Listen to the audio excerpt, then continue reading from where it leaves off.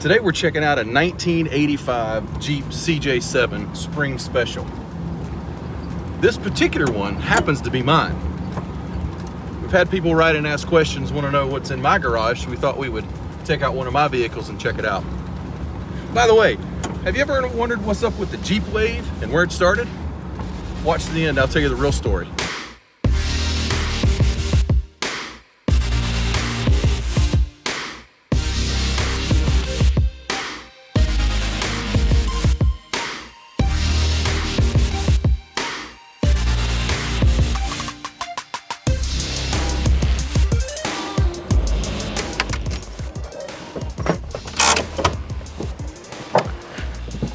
This is my 1985 Jeep CJ7 Spring Special. My first ever vehicle was a 1985 Jeep CJ7. Not this one, a different one. It was a tan color. But a few years back, my wife and I thought it would be fun to search out and find another CJ7 that we could enjoy. You know, relive some old memories. The crazy thing is, we spent months driving. Basically, we went to see every single CJ7 for sale within a 100-mile radius. If it was within a 2-hour drive, we'd go check it out. Every one we looked at was a basket case, rusted, or it had a swapped fiberglass body, or didn't run very good, or it had a previous restoration that was in very rough shape. I got discouraged, but we didn't need it, so it was okay, take our time. Lo and behold, one Sunday morning before church, I just happened to be on my phone and this one popped up. 4 miles from our house, an absolute beauty. I messaged the guy, please, please, please don't sell it. Let me at least come take a look at it. So we set an appointment for Monday morning. I went Monday morning, drove around the block of his house, made him an offer in his driveway, and brought this thing home. It took a few months of what I would call light restoration. Mostly we kind of undid some accessories, put a few things back the way they were stock. Not that this one's 100% stock, but it's pretty close. But it was in really, really great shape. We did have to repaint it. Some of the vinyl markings were faded and damaged. We replaced those. Luckily, there's a company, Phoenix Graphics, that still has the original vinyl package. You can buy the decals from them. They sold it to AMG originally. Not sure if anybody knows that, or AMC. So I called them, got the original Spring Special vinyl decal package. They shipped it to me, we put it back on. Some minor work to the seats, but other than that, this is the way I found her. And she's a lot of fun to drive. So what makes a Spring Special special? So this was a limited run. I think they only sold this particular package for like 3 months. This is a copy of the brochure I got my hands on. A buddy of mine happened to have one and made me this great copy. But this is a brochure that you would have found in the dealership. And the Spring Special offered a few features that you couldn't get on other CJs. For example, the pinstripe on the white wagon wheels is a orangey red color. I think it would have been black originally. If I'm wrong, comment below, because I'm not 100% sure about that. And they also offered this orange matching piping on the seats. It's really cool. I think probably the biggest feature that drew people to a Spring Special was the fact they offered it in 2 unique colors that you couldn't get in other CJs. This one is the red metallic, and if I'm correct, there was a bronze metallic as well. Really, really cool burnt orange color. Love that color too. And of course the graphics were different. Jeep did a really good job of changing things up just to keep it exciting, keep people coming back to the dealership to buy the next special coming out. But Spring Special is really fun. I think it's a sharp look, cool look, and there's not a ton of them around anymore. So maybe a little rare, I don't know. Time will tell. Hey, let's just pause real quick. I've got a huge request to make.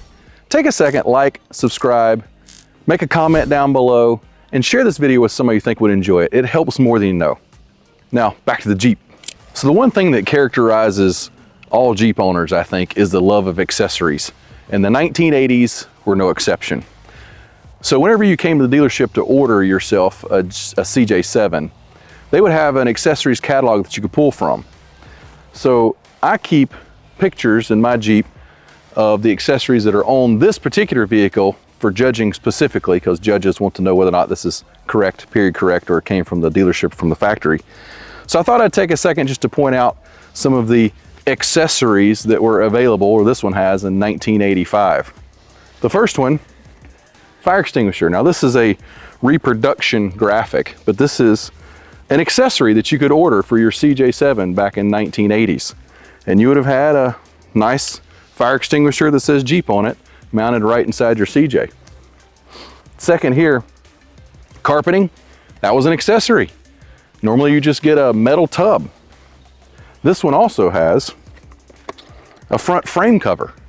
It says Jeep across the front. Lots of times they were ordered by the dealership, and the owner, whenever they got their Jeep, would tear it off or drill holes in it or damage it in some way to put a winch on the front or whatever. So those are actually getting pretty hard to find. I also have a bikini top. So think about a stock Jeep. It came with no top. It was raw, no top of any kind. You could get a bikini top, you get a full soft top, or you could get a hard top. And this one in particular also has a tow bar. Now, I don't know that I'd pull my RV with it, but there is a bar at the rear that you can put your ball on. So tow, let's call it I don't know, a lawnmower trailer. I wouldn't put much on it, but it's there, it works. This has a 258 straight 6. Now this engine is all original, 2-barrel carburetor.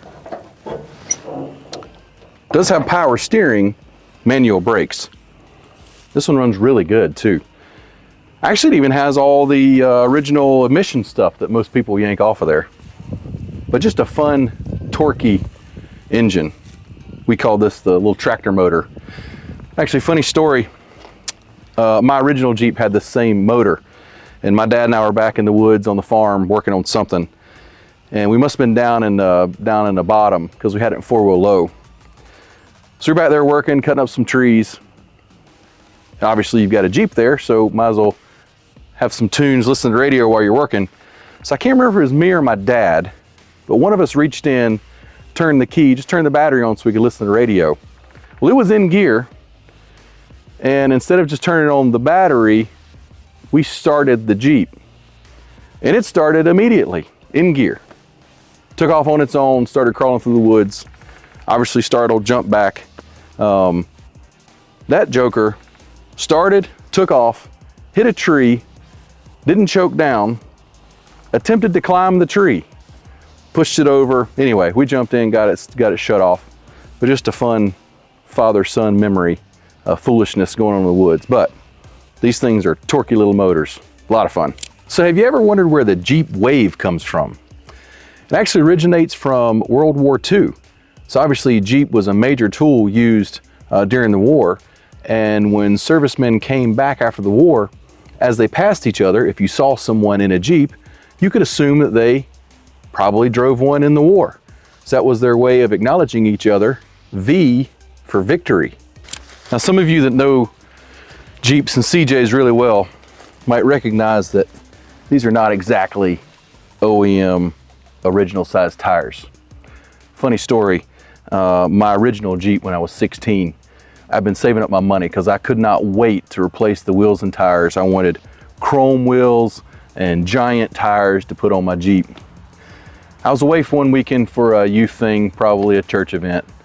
And while I was gone, my parents surprised me by putting a brand new set of Uniroyal Tiger Paw OEM size tires on my Jeep. It was a great gesture.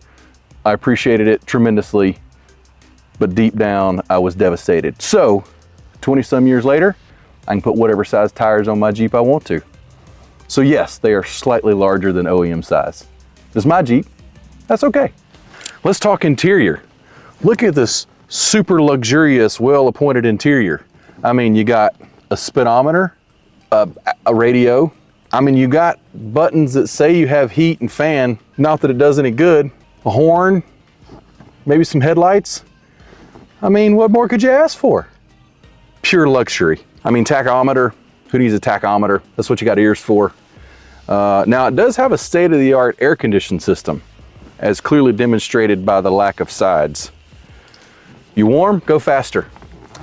Speaking of warm, it does have a heater. If you put it on full blast at your feet, it does make this region of the cabin minimally less cold. Now it will defrost the windshield if you put it up here, but I can promise you from experience, if you put your heat up here, you're getting zero of it. It just goes right out. So this has the 5-speed manual transmission, manual 4-wheel drive gearbox, manual locking hubs as you would expect. But what may be understated here is this console. Now this is actually a relatively big deal. These got butchered up, hacked up. They're plastic, they're not super sturdy to be honest with you, but this is the original console that came in and would have come in a Jeep CJ7 of this era. I can also tell you from experience, the cup holder is really good at holding drinks as long as you're not moving. If you're moving, your drink ends up back here in the back seat, not the optimal location for enjoying a beverage, but it does have cup holders, however well they do or don't work. So I hope you've enjoyed the video of our 1985 Jeep CJ7. Her name is Ruby, by the way, and I've really enjoyed showing it to you. So take a minute, be sure to like, share, subscribe, and we'll see you on the next one.